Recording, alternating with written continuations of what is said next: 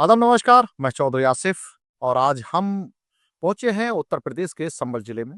तराई किसान यूनियन के जिला अध्यक्ष मिस्टर नदीम खान साहब हमारे साथ मौजूद हैं, जो अपने आप में शख्सियत हैं।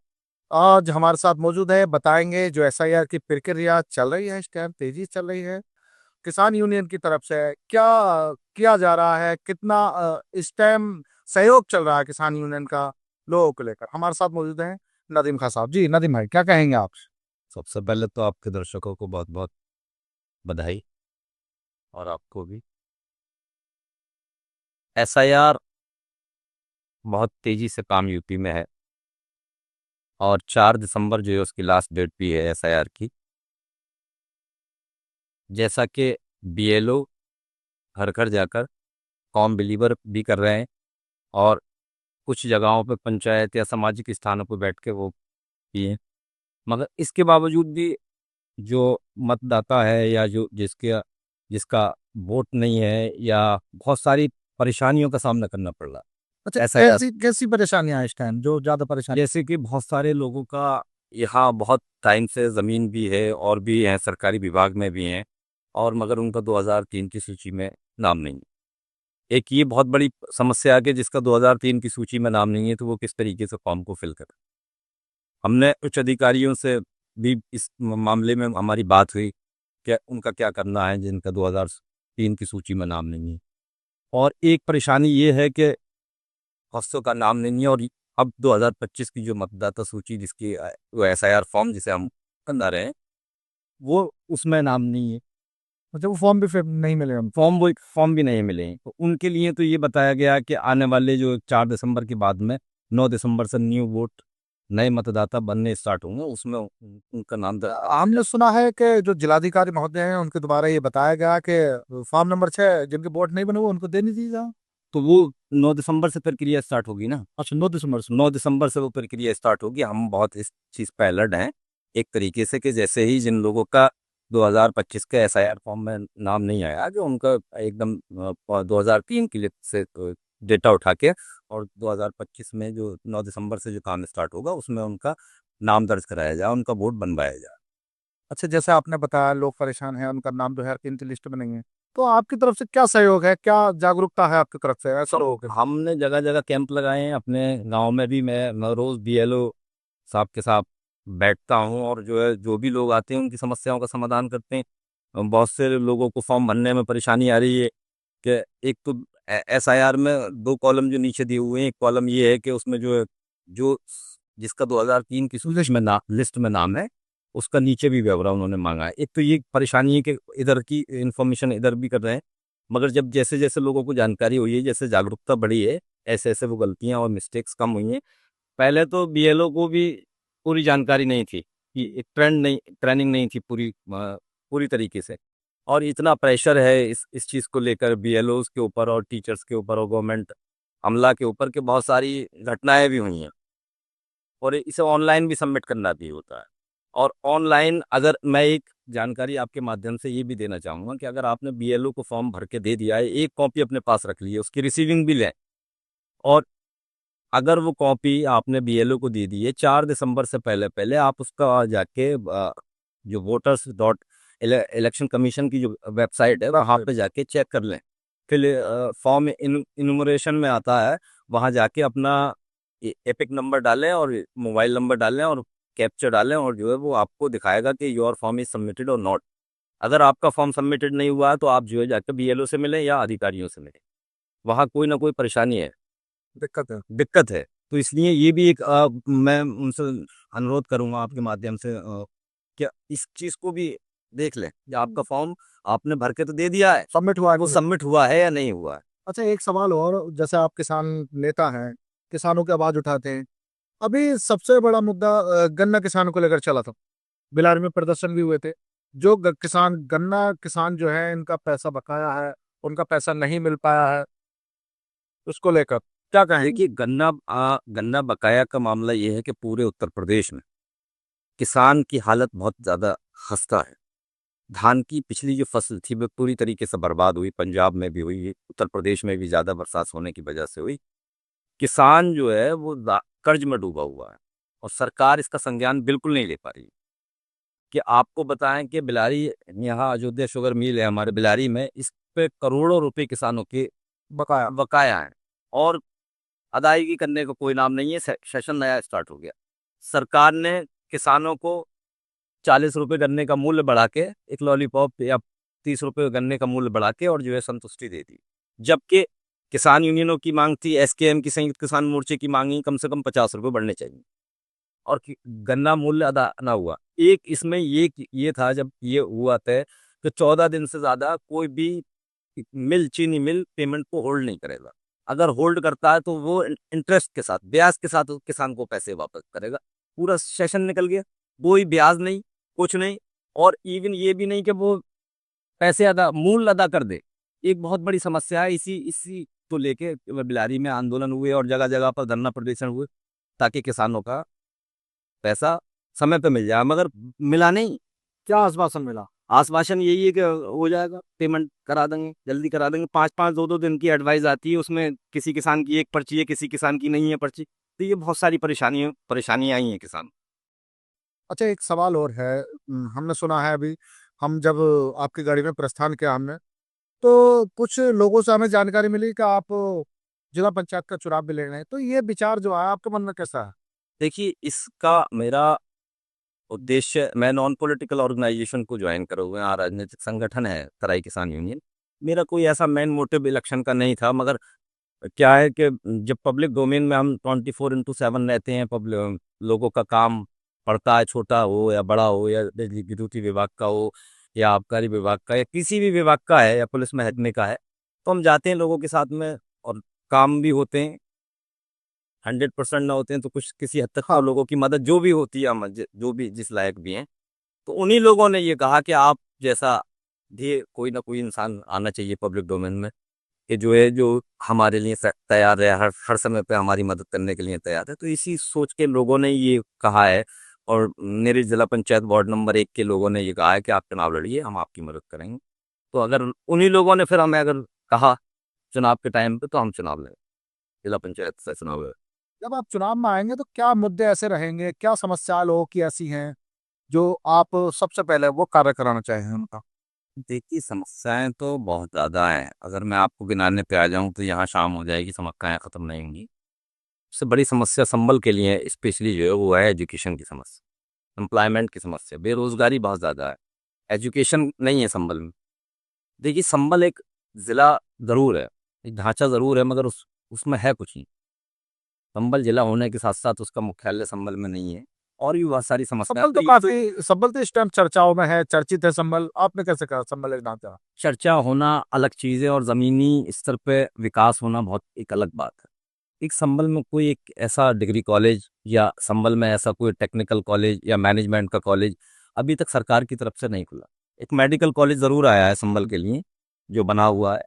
संबल के लिए बहुत सारी चीज़ों की अभी आवश्यकता है। संबल में अपना अपना रोडवेज नहीं है संबल, तो संबल के लिए विकास की गति बहुत ज़रूरी है। तो बहुत सारे मुद्दों को लेके चुनाव है। हम एक बात ये भी है कि वो बहुत बड़े लेवल के काम है, मगर हमारा तो यही है कि नहीं, आप तो जनता से जुड़े हुए हैं। जनता के आप विकास के कार्य करा रहे हैं, जनता की समस्याओं का समाधान करा रहे हैं।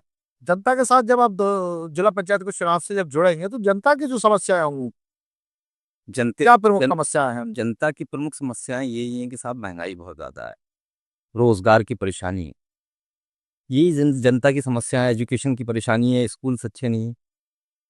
यही है कि इसके माध्यम से हम अपनी आवाज़ उठाने का काम करेंगे। और जो भी छोटी मोटी समस्या है, बिजली विभाग की बहुत बड़ी समस्या है यहाँ, डिजिटल मीटर की समस्या को लेके बहुत ज़्यादा लोग परेशान है कि क्या होने वाला है।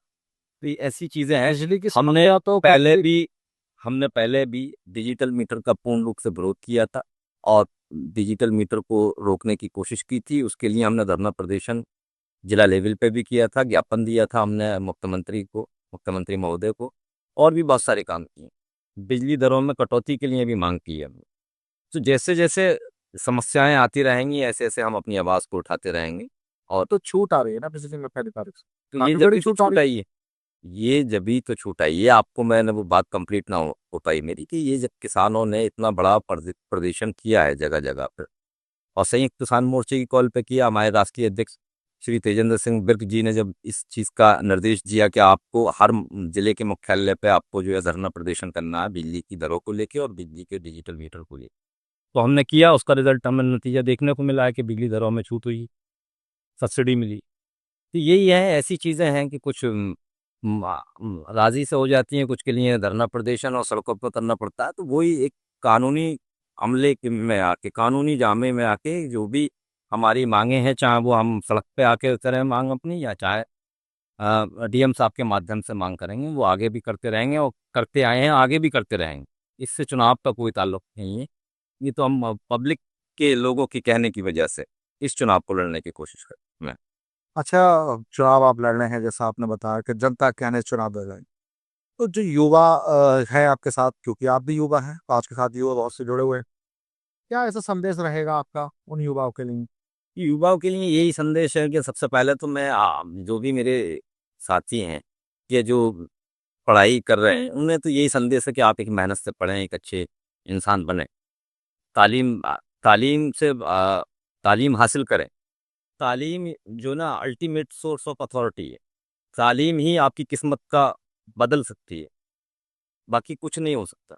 तालीम सारी कुछ चीज़ है, तो हम सबसे ज़्यादा मोटिवेट करते हैं युवाओं को कि आप तालीम हासिल करें, रोज़गार की तरफ चलें, अपना आप को मजबूत करें। तो यही है, बाकी वो डायरेक्ट इनडायरेक्ट उनकी सपोर्ट हमें रहती है युवाओं की तो है, और बाकी बुजुर्गों की बहुत दुआएं हमारे साथ हैं। बहुत सारे पूरे क्षेत्र में जिला पंचायत के वार्ड नंबर 1 में हमारे बुजुर्ग हमारे सर पे हाथ रख के उन्होंने दुआएं दी हैं। उन्होंने कहा कि आप चुनाव लड़िए, हम आपके साथ हैं।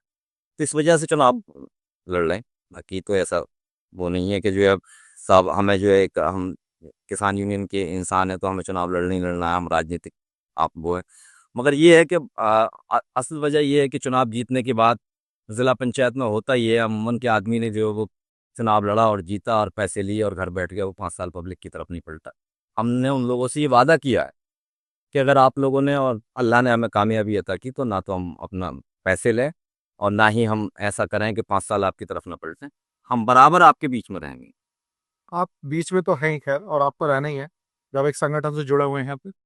और दूसरी चीज़ है, फिर आपके पास पद हो जाएगा तो डबल पावर हो जाएगी। जी। अब बात करते हैं एसआईआर। अभी बात चल भी रही थी एसआईआर को लेकर। एसआईआर में जैसे 2003 की लिस्ट में नाम है, या कुछ ऐसे हैं जिनके बिल्कुल नाम भी नहीं है 2003 की लिस्ट में, और उनका 2025 की लिस्ट में भी नाम नहीं आया, यानी कि उनको फॉर्म भी नहीं मिला। तो उसके बारे में आपके द्वारा क्या ऐसा समाधान निकाला गया है कि ठीक है, हम आपके साथ हैं, हम आपकी मदद कर सकते हैं इस संबंध में? देखिए, मैं हर संभव मदद करने के लिए बैठा हुआ हूँ, और भी लोग हैं, लीगल टीम लगी हुई है पूरी। इसके लिए कोई भी मतदाता या कोई भी इंसान इस चीज़ को लेकर परेशान ना हो कि हमारा नाम नहीं है तो जो है हमें निकाल दिया जाएगा यहाँ से, या हमारा मताधिकार छीन लिया जाएगा। बस इतना है कि टाइम टू टाइम जो चीज़ें इलेक्शन कमीशन अपडेट कर रहा है उस पर हाई अलर्ट रहें। जिससे 9 तारीख का टाइम दिया है इलेक्शन कमीशन ने कि 9 तारीख से वोट बनने स्टार्ट होंगे, तो आप हर संभव कोशिश करें कि अपना आप को प्रूफ करें। 11 डॉक्यूमेंट या 21 डॉक्यूमेंट जो भी इलेक्शन कमीशन ने बताए हैं वो जाके दें और प्रूफ करें और अपना वोट बनवाएं और वोट करें आगे को। आप घर ना बैठें। और अगर किसी भी मैंने अपना फेसबुक पे भी अपना नंबर सर्कुलेट किया है सारे उसमें कि आप संपर्क करें, हमसे करें। और भी हैं, समाजवादी पार्टी ने बीएलए बनाए हैं, उनसे संपर्क कर लें। बीएलओ से संपर्क करें और अधिकारी, आला अधिकारी में तहसील में बैठे हैं, तहसीलदार साहब हैं, नायब तहसीलदार साहब हैं, सब अच्छे लोग हैं। आप संपर्क करें, वो समाधान जरूर निकालेंगे कुछ ना कुछ। वो आपका वोट मत अधिकार रहेगा। आप किसानों को लेकर आपका क्या विचार है एसआईआर प्रक्रिया में? एफआईआर प्रक्रिया में किसानों को लेकर हमारा विचार ये है कि जो लोग अभी तक भी इस चीज़ से जागरूक ना हुए हैं, स्पेशल इंटेंसिव रिवीजन से, एसआईआर जिसे हम बोलते हैं शॉर्ट फॉर्म उसकी है, तो वो संपर्क करें अपने बीएलओ से। या मैंने अपना नंबर फेसबुक पे भी छोड़ रखा है और मैं आपके माध्यम से भी नंबर देना चाहता हूँ। 90 589 98 786। 90 589 98 786, ये मेरा पर्सनल नंबर है। आप संपर्क करें और हमसे जो भी जिस भी हद तक मदद होगी आपकी, हर संभव मदद करने के लिए हम तैयार हैं, चाहे वो दिन हो या रात हो। अ, वो पूरी तरीके से आपका जो है फॉर्म भी भरा जाएगा। और अगर 2023 2003 में की लिस्ट में। अगर नाम नहीं है तो उसका कोई ना कोई समाधान निकाला जाएगा। अगर 2025 में आपका एसआईआर फॉर्म नहीं आया तो उसका भी कोई ना कोई समाधान है।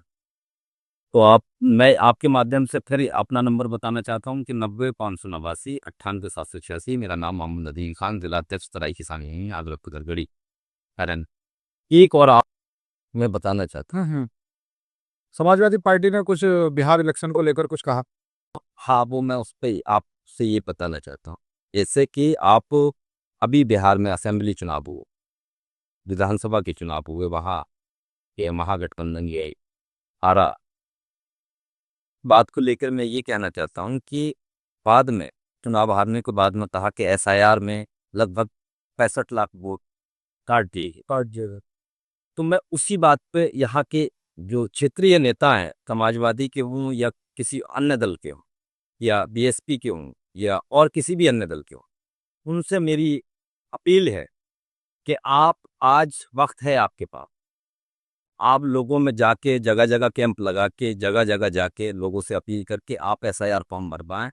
ज़्यादा से ज़्यादा एसआईआर फॉर्म भरवाएं, ज़्यादा से ज़्यादा मतदान मत बनवाएं लोगों के, ताकि कल को आने वाले जो चुनाव हैं, चाहे वो पंचायत चुनाव हो या असेंबली का चुनाव हो, तो आपको ये अफसोस ना रहे या ये बात ना आनी चाहिए कि हम लोगों के वोट कट गए थे। आज आपके पास वक्त है, टाइम भी है।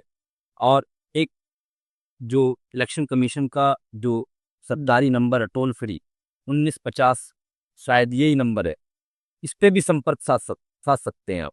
इससे भी जानकारी जुटा सकते हैं कि आपका मतदान या मत कट गया है तो किस तरीके से जुड़ेगा, किस तरीके से नहीं। इसमें 3 तरीके के कॉलम हैं। मैं आपको और एक जानकारी साझा करना चाहता हूँ। एक तो वो है कि जिसका 2003 की सूची में नाम है और 2025 में उसका फॉर्म आया, तो ये तो फर्स्ट कैटेगरी में। फर्स्ट कैटेगरी होगा। ये तो फर्स्ट कैटेगरी में एक वो है जिसका 2025 में 3 में नाम नहीं है, 2025 में कॉम आया, तो वो उसकी जो इंफॉर्मेशन 2025 वाले की उसके फादर से या उसके किसी मदर्स है। ब्लड रिलेशन से रिलेट करेगी। वो इंफॉर्मेशन नीचे कॉलम में डाली जाएगी। जो 2003 में जिसके संबंधी का नाम था, वो फादर हो सकते हैं, मदर हो सकती हैं। एक कॉलम इसमें ये है कि उसका नाम 2025 की सूची में नहीं है और 2003 की सूची में नहीं है, 2025 में उसका फॉर्म आया है और उसके संबंधी का नाम भी 2003 की सूची में नहीं है किसी का, तो वो थर्ड कैटेगरी में आ जाता है। तो थर्ड कैटेगरी वालों के लिए डॉक्यूमेंट गवर्नमेंट बाद में नोटिस जारी करेगी, लोगों तक नोटिस पहुंचाएगी और उस नोटिस के जरिए उसे इलेक्शन कमीशन को जवाब देना हो। उस नोटिस में जो जो डॉक्यूमेंट मांगेगी सरकार, वो डॉक्यूमेंट देने होंगे। मतदाता आम जनता में ये भ्रम है कि हमें डिटेंशन कैंप में पहुंचा दिया जाएगा, इस तरीके की बात हो सकती है। आगे को सरकार क्या कदम ले, ये तो सरकार की मंशा के ऊपर है। मगर मैं आपसे ये कहना चाहता हूं कि ऐसा वक्त आने से पहले ही आप अलर्ट हो जाएं और अपनी चीज़ों को, अपने डॉक्यूमेंट को पूरा कर लें। ये इतना ही ज़रूरी है जितना हमारे लिए खाना ज़रूरी है, एसआईआर फॉर्म इतना ही हमारे लिए ज़रूरी है। अगर किसी का नहीं है तो आने वाले वक्त में वो अपना वोट बनवाए। ऐसा नहीं है कि 2003 के उस सूची में नाम नहीं है तो उसका वोट ना बनेगा। वो प्रूफ कर दे, अपने बहुत सारे डॉक्यूमेंट सरकार ने मांगे वो प्रूफ कर दे, सरकारी हो, सरकारी विभाग में किसी उसने काम किया हो, जमीन लिया हो, कोई पट्टा हो, पट्टे का कागज हो उस पे, या कोई जमीन उसके नाम पे हो। बहुत सारी चीजें, डीएल है, पासपोर्ट भी मंगाया है, बहुत सारी चीजें वो प्रूफ कर, बोल निवास है, जन्म प्रमाण पत्र, बहुत सारी चीजें हैं। तो उसमें बहुत सारे डॉक्यूमेंट मांगे, वो प्रूफ कर दे, बात खत्म हो गई। अगर वो जागरूक नहीं होगा तो उसका वाकई में एसआईआर में वोट खत्म हो जाएगा, उसका मताधिकार भी खत्म हो जाएगा। और आगे को सरकार की क्या मंशा है ये तो सरकार ही जाने। हमारे साथ बात करने के लिए जुड़े हुए थे नदीम खान साहब, जो तराई किसान संगठन से जिला अध्यक्ष हैं, जिला संबल के। एसआईआर को लेकर उन्होंने लोगों को जागरूक किया, बताया कि देखिए किस तरह से एसआईआर फॉर्म फिल किया जाएगा।